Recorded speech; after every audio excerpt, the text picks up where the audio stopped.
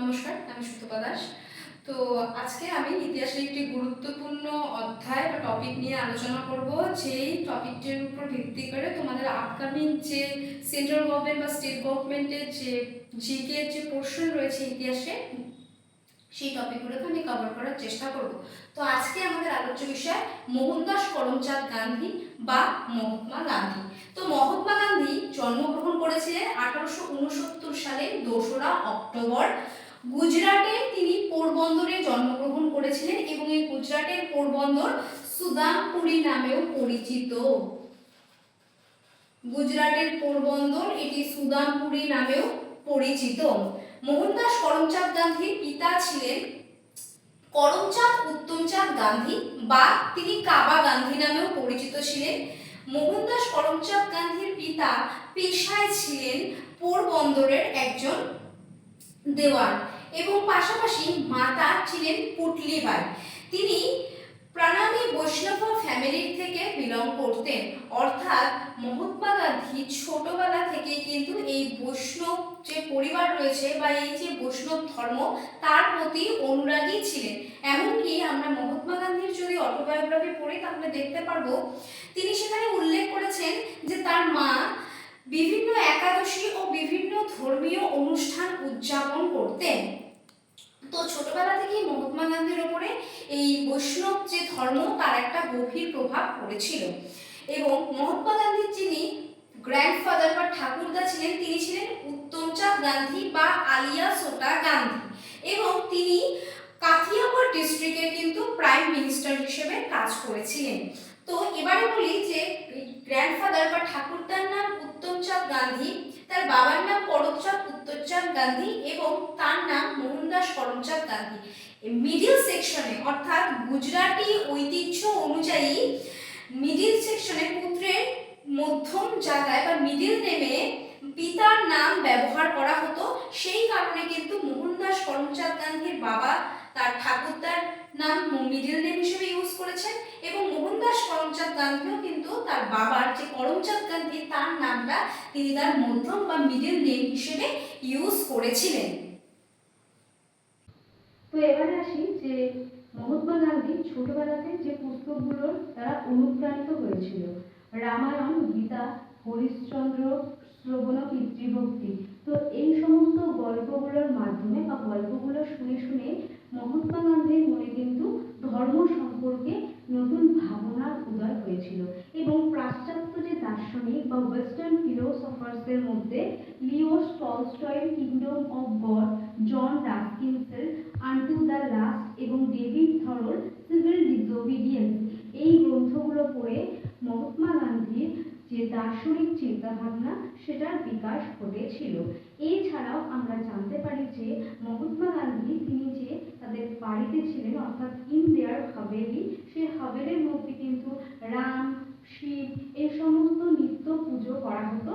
পাশাপাশি তার পিতা ধর্ম আলোচনার জন্য জৈন মঙ্কস বা জৈন সাধু, মুসলমান, পার্সি ইত্যাদি বন্ধুদেরকে বা ইত্যাদি ধর্মাবলম্বী মানুষদের আগমন করতেন বা আগমন জানাতেন এবং তারা তাদের ধর্ম নিয়ে কিন্তু এই হাভেলিতে আলোচনা করা হতো। তো সুতরাং আমরা বুঝতে পারছি যে মহাত্মা গান্ধীর যে ধর্ম চিন্তা ভাবনা তার সেই ছোটবেলা থেকেই কিন্তু উদ্ভব হয়েছিল।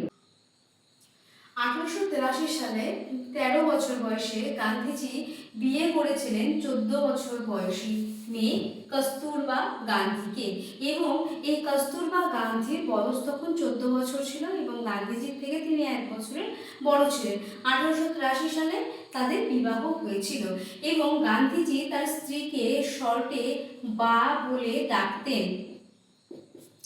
1887 সালে মহাত্মা গান্ধী মাধ্যমিক এক্সাম পাশ করেছিলেন এবং পরবর্তীতে তাদের যে পারিবারিক বন্ধু ছিল অর্থাৎ মাপজি দাভে ছিলেন মহাত্মা গান্ধীর পিতা অর্থাৎ করমচাঁদ গান্ধীর ব্রাহ্মণ বন্ধু।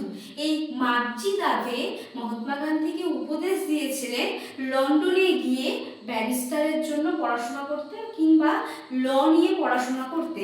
মাপজি দাবের অ্যাডভাইসের মাধ্যমে মহাত্মা গান্ধী লন্ডনে গিয়ে তার যে ব্যারিস্টার বা ল সেই পড়াটা কমপ্লিট করেছিলেন এবং 1893 সালে তিনি দুরবানে এসে পৌঁছেছিলেন। দুরবান ছিল সাউথ আফ্রিকার একটি ছোট্ট শহর এবং সেখানে তিনি প্রথম গিয়েছিলেন। গুজরাটের দাদা আবদুল্লাহ মার্চেন্ট ছিলেন। গুজরাটি ব্যবসায়ী দাদা আবদুল্লাহর কিছু আইনি সমস্যার সমাধান করার জন্য তিনি সাউথ আফ্রিকাতে গিয়ে পৌঁছেছিলেন এবং আমরা সকলেই জানি মহাত্মা গান্ধী যখন ভারতে ফিরে এসেছিলেন কিংবা ভারতের স্বাধীনতা সংগ্রামীদের সাথে তিনি যুক্ত হয়েছিলেন, মহাত্মা গান্ধীর বয়স ছিল তখন 50 বছর, অর্থাৎ তিনি তার জীবনের প্রায় অর্ধেকটা সময় সাউথ আফ্রিকাতে কাটিয়েছিলেন এবং সাউথ আফ্রিকাতে তিনি কিন্তু স্বাধীনতার সংগ্রাম করেছিলেন। কাদেরকে নিয়ে? অর্থাৎ আমরা দেখতে পারি 1890 সালের দিকে গুজরাট এবং তামিলনাড়ু অর্থাৎ সাউথ ইন্ডিয়া থেকে লোককে নিয়ে যাওয়া হতো সাউথ আফ্রিকাতে কাজের জন্য এবং সেখানে তাদের কার্যের ক্রম বা কার্য সময় সমাপ্ত হয়ে যাওয়ার পরে তাদের জনসংখ্যা বাড়ছিল এবং আফ্রিকান গভর্নমেন্ট অর্থাৎ ব্রিটিশরা যে আফ্রিকাতে কলোনি স্টাবলিশ করছিল সে আফ্রিকান গভর্নমেন্টরা কিন্তু সেই যে পরিত্যক্ত ভারতীয় বা যাদের কার্যকালের মেয়াদ শেষ হয়ে গেছে সেই ভারতীয়দের উপরে কিন্তু অত্যাচার শুরু করছিল এবং তাদেরকে কিন্তু যে সিটিজেনশিপ বা তাদের যে নাগরিকত্ব সেটা কিন্তু দিতে রাজি ছিল না। তাদেরকে থার্ড জেনারেশন বা তাদেরকে কিন্তু বহির্ভূত করেছিলেন এবং এই যে বহির্ভূত ভারতীয় তাদেরকে নিয়েই কিন্তু পরবর্তী দীর্ঘ সময় মহাত্মা গান্ধী সাউথ আফ্রিকাতে থেকে লড়াই পরিচালনা করেছিলেন। সাউথ আফ্রিকাতে তিনি 1903 সালে ইন্ডিয়ান ওপিনিয়ন বলে একটি পত্রিকা প্রকাশ করেছিলেন। আমরা পরবর্তীকালে দেখতে পারবো যে মহাত্মা গান্ধী ভারতের স্বাধীনতা সংগ্রামের ক্ষেত্রেও কিন্তু বিভিন্ন রকমের পত্রিকা প্রকাশ করেছিলেন। তো প্রথম সাউথ আফ্রিকার মধ্যে গান্ধীজি ইন্ডিয়ান ওপিনিয়ন বলে এই পত্রিকাটি প্রকাশ করেছিলেন এবং সেখানে তিনি প্রতিষ্ঠা করেছিলেন নাটাল ইন্ডিয়ান কংগ্রেস। খুব গুরুত্বপূর্ণ, নাটাল ইন্ডিয়ান কংগ্রেস মহাত্মা গান্ধী প্রতিষ্ঠা করেছিল সাউথ আফ্রিকাতে এবং তিনি সেখানে টলস্টয় ফার্ম প্রতিষ্ঠা করেছিল। এই টলস্টয় ফার্ম প্রতিষ্ঠা করার সময় যার জার্মান বন্ধু কেলেনবাগ তাকে সাহায্য করেছিলেন।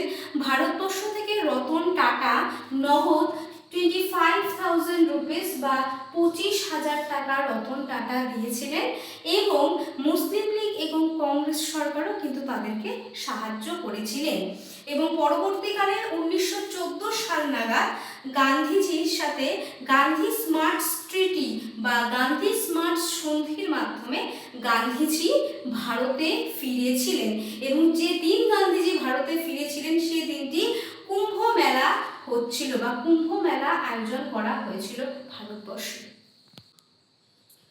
In 1915 অর্থাৎ 1915 সালের 9 জানুয়ারি সকাল 7:30টার দিকে তিনি ভারতে পৌঁছেছিলেন এবং আগে আমরা বলেছি তিনি যেদিন ভারতে এসেছিলেন সেদিন কিন্তু কুম্ভ মেলা অনুষ্ঠিত হচ্ছিল। তো মহাত্মা গান্ধী যে ভারতের যে সংগ্রামী নেতা ছিলেন বা ভারতের যে নরমপন্থী সংগঠনের যে নরমপন্থী কংগ্রেসের বিভাগের যে নেতা ছিলেন গোপাল কৃষ্ণ গোখলে, তার থেকে কিন্তু মহাত্মা গান্ধী অনুপ্রাণিত হয়েছিল এবং গোপাল কৃষ্ণ গোখলেকে বলা হয় মহাত্মা গান্ধীর পলিটিক্যাল গুরু বা রাজনৈতিক গুরু কিন্তু বলা হয়, অর্থাৎ মহাত্মা গান্ধী গোপাল কৃষ্ণ গোখলের দ্বারা কিন্তু অনুপ্রাণিত হয়েছিলেন। কিন্তু এক্সেপশন একটা যেটা বিষয় রয়েছে সেটা হচ্ছে গিয়ে গোপাল কৃষ্ণ গোখলে 1905-এ সার্ভেন্টস অফ ইন্ডিয়া তিনি প্রতিষ্ঠা করেছিলেন। Servants of India Gopal Krishna Gokhale প্রতিষ্ঠা করেছিলেন কিন্তু মহাত্মা গান্ধী কিন্তু গান্ধীজির সার্ভেন্টস অফ ইন্ডিয়ার মধ্যে যোগদান করেনি এবং এর পরবর্তীতে 1915-তে মহাত্মা গান্ধী কোচরাপের মধ্যে একটি আশ্রম প্রতিষ্ঠা করেন এবং 1917 সাল নাগাদ তিনি সবরমতী আশ্রম প্রতিষ্ঠা করেছিলেন। তিনি ভারতবর্ষের মধ্যে যখন পৌঁছেছিলেন তখন তার বয়স ছিল প্রায় 50-এর কাছাকাছি এবং সেই সময় গান্ধীজি ঠিক করেছিলেন যে তিনি 2 বছর তিনি সমগ্র ভারতবর্ষ ঘুরে দেখাবে। During 2 years he did not join any political movement or any political issues, অর্থাৎ 2 বছর তিনি কোনো রকম কোনো পলিটিক্যাল ইস্যুসে যুক্ত হবেন না। তিনি ভারতের যে প্রবলেমটা, সেটা রুট অর্থাৎ সেটা মূল যে প্রবলেম সেটা তিনি খুঁজে বার করবেন, সেজন্য তিনি 2 বছর কিন্তু সমগ্র ভারতবর্ষ ঘুরে দেখেছিলেন। এবং এর পরবর্তীতে আমরা দেখতে পারি 1917 সালে কিন্তু গান্ধীজি প্রথম তিনি যোগদান করেছিলেন বিহারের চম্পারণ সত্যাগ্রহ, এবং 17 থেকে আমরা গান্ধীজিকে কিন্তু পলিটিক্যালি অ্যাক্টিভ দেখতে পারি। অর্থাৎ গান্ধীজি ভারতে পৌঁছেছিলেন 1915 সালে, এবং তিনি ফার্স্ট পলিটিক্যাল যে ইস্যুতে যোগদান করেছিলেন 1917 সালে। অর্থাৎ এই যে ডিউরিং 2 ইয়ার্সের যে গ্যাপটা, এই গ্যাপে কিন্তু মহাত্মা গান্ধী কোনো রকম কোনো পলিটিক্যাল ইস্যুস বা কোনো পলিটিক্যাল মুভমেন্টে তিনি কিন্তু অ্যাক্টিভ ছিলেন না। অর্থাৎ তিনি সমগ্র ভারতবর্ষ কিন্তু ট্রাভেল করছিলেন। এবং ট্যাগর তাকে বলেছিলেন যে ফাদার অফ নেশন, এবং মহাত্মা গান্ধী ছিলেন প্রথম Indian barrister, he was the first Indian barrister ছিলেন who went to South Africa to fight against racial discrimination। মানে মহাত্মা গান্ধী ছিলেন প্রথম ভারতীয় ব্যারিস্টার যিনি সাউথ আফ্রিকাতে গিয়েছিলেন, এবং তাদের যে রেসিয়াল ডিসক্রিমিনেশন ছিল সেটার বিরুদ্ধে কিন্তু তিনি আন্দোলন করেছিলেন। তো এই ছিল আজকে মহাত্মা গান্ধীর প্রারম্ভিক জীবনের ইতিহাস। এর পরের দিন আমরা নেক্সট যে পার্টগুলো সেগুলো আলোচনা করব।